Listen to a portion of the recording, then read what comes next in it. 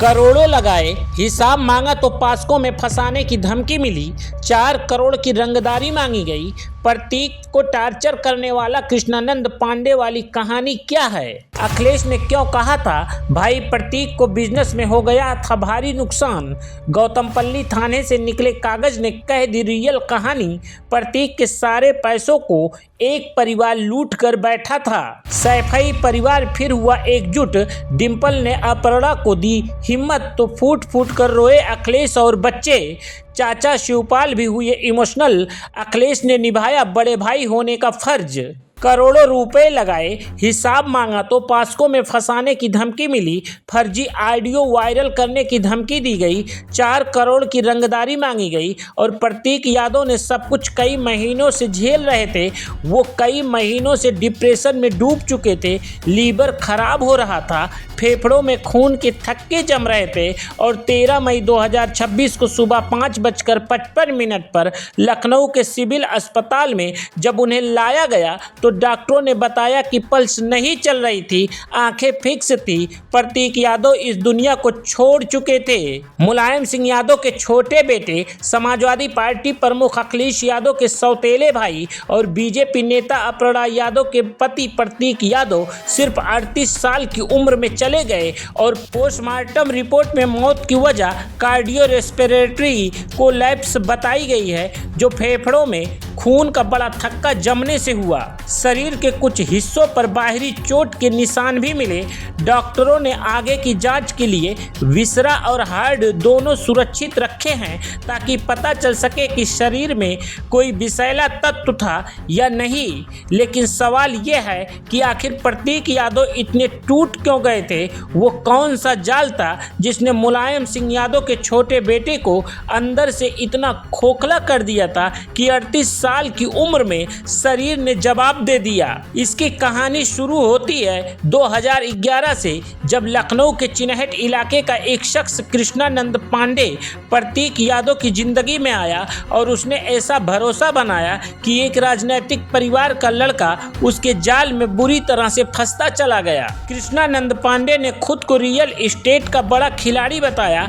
लखनऊ उस वक्त तेजी से फैल रहा था। शहीद पथ के आसपास जमीनों में दाम उछल रहे थे और कृष्णानंद ने प्रतीक को समझाया कि अभी जमीन में पैसा लगाओ, 2 से 3 साल में दाम दोगुने होंगे। बस मुनाफा ही मुनाफा है और कमाना है। 2 से 3 साल तक कृष्णानंद लगातार मिलता रहा, भरोसा बनाता रहा, बिजनेस प्रस्ताव लेकर आता रहा और जब प्रतीक पूरी तरह उसकी बातों में आ गए तो 25 मई 2015 को एक कंपनी बनाई गई जिसमें प्रतीक यादव को प्रमोटर बनाया गया और कृष्णानंद पांडे खुद निदेशक बन बैठा। साथ में यूएस बिस्ट नाम की एक और कंपनी को भी निदेशक के तौर पर रखा गया। प्रतीक ने इस कंपनी में अपनी हैसियत से करोड़ों रुपए का निवेश किया, लेकिन खेल यहीं से शुरू हुआ क्योंकि जमीन की खरीद बिक्री, एग्रीमेंट, रजिस्ट्री, पैसों का लेन देन, सब कुछ कृष्णानंद पांडे अपने हाथ में रखा था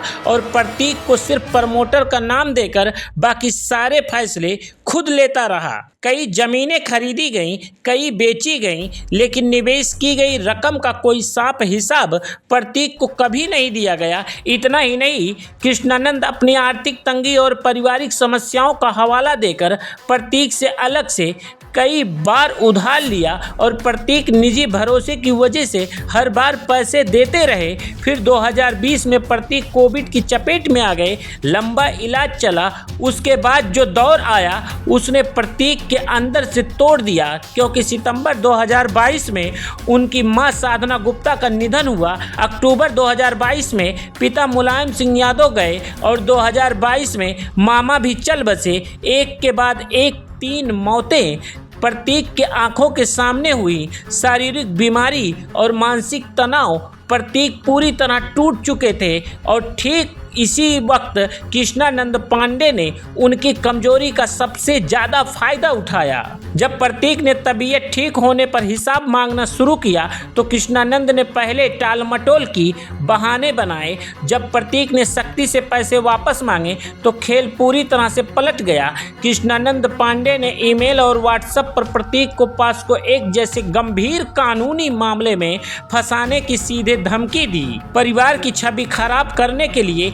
एक फर्जी ऑडियो क्लिप वायरल करने की बात कही और उसके बाद कृष्णानंद, उसकी पत्नी वंदना पांडे और पिता अशोक पांडे तीनों ने मिलकर प्रतीक से 4 से 5 करोड़ रुपए की रंगदारी मांगी। जुलाई 2025 में प्रतीक ने लखनऊ के गौतमपल्ली थाने में कृष्णानंद पांडे, वंदना पांडे और अशोक पांडे तीनों के खिलाफ धोखाधड़ी, रंगदारी और आईटी एक्ट के तहत एफआईआर दर्ज कराई। पुलिस जांच शुरू हुई, लेकिन इस पूरे मामले में प्रतीक को मानसिक रूप से पूरी तरह से खत्म कर दिया। वो डिप्रेशन में चले गए। लीवर और फेफड़ों की बीमारी बढ़ती गई।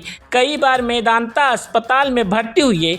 30 अप्रैल को भी उनकी तबीयत इतनी गंभीर हो गई थी कि अस्पताल में भर्ती करना पड़ा, क्योंकि वो पल्मोनरी एम्बोलिज्म यानी फेफड़ों की नसों में खून के थक्के जमने की गंभीर बीमारी से जूझ रहे थे। अखिलेश यादव ने खुद 2 महीने पहले प्रतीक से मुलाकात की थी। उन्होंने कहा था कि सेहत पर ध्यान रखो, बिजनेस पर फोकस करो, बेवजह के विवादों में मत उलझो। लेकिन प्रतीक के अंदर जो तूफान चल रहा था वो बाहर से दिखाई नहीं दे रहा था। 13 मई 2026 की रात करीब 11 से 12 बजे प्रतीक की तबीयत बिगड़ी। उन्हें सिविल अस्पताल ले जाया गया। कुछ सुधार होने के बाद घर वापस लाया गया, लेकिन सुबह फिर हालात बिगड़ी और वो किचन में बेहोश होकर गिर पड़े। परिवार में हड़कंप मच गया। उन्हें तुरंत सिविल अस्पताल ले जाया गया, लेकिन तब तक बहुत देर हो चुकी थी। मौत की खबर मिलते ही अखिलेश यादव सुबह से केजीएमयू के पोस्टमार्टम हाउस में पहुंच गए। 6 डॉक्टरों की टीम की निगरानी में पोस्टमार्टम कराया और जब बाहर आए तो उन्हें मुंह से वही बात निकली जो प्रतीक की जिंदगी का सबसे बड़ा दर्द था। अखिलेश ने कहा कि कभी कभी व्यापार में होने वाले नुकसान से लोग बहुत दुखी हो जाते हैं और परिवार जो भी फैसला करेगा उसी के मुताबिक कानूनी रास्ते पर आगे बढ़ा जाएगा। अपर्णा यादव पिछले 3 से 4 दिनों से लखनऊ से बाहर थीं। पहले गुजरात के सोमनाथ गईं, फिर असम। पति के निधन की खबर मिलते ही दोपहर में लखनऊ पहुंची, लेकिन उनके पहुंचने से पहले ही डिम्पल यादव और शिवपाल यादव अपर्णा के आवास पहुंच चुके थे। डिम्पल यादव ने अपर्णा को हिम्मत दी, शिवपाल ने परिवार को संभाला और अखिलेश ने कहा कि पूरा परिवार इस वक्त दुख में एक साथ खड़ा है। वैसे कोई कितना भी कहे, राजनीतिक मतभेद कितने भी गहरे हों, अपर्णा यादव बीजेपी में हों और अखिलेश यादव एसपी के मुखिया हों, शिवपाल का अपना अलग रास्ता हो, लेकिन जब दुख की घड़ी आई तो ये सब मतभेद एक तरफ रख दिए गए। ठीक वैसे ही जैसे अक्टूबर 2022 में जब मुलायम सिंह यादव का निधन हुआ था तो पूरा सैफई परिवार एकजुट हो गया था। कोई बीजेपी वाला नहीं रहा, कोई एसपी वाला नहीं रहा। सबने एक साथ मिलकर अपने बड़े का अंतिम संस्कार किया। आज फिर वही हुआ।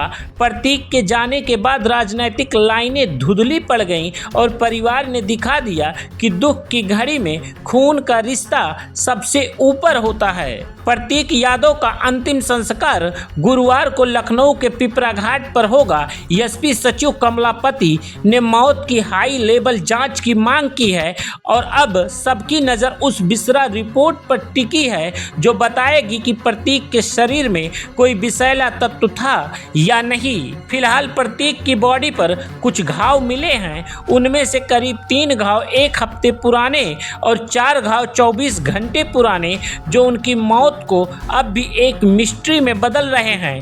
दर्शकों, आपका मानना क्या है? ये कृष्णानंद पांडे जैसे लोगों के खिलाफ क्या कार्रवाई होनी चाहिए? हमें कमेंट में जरूर बताएं।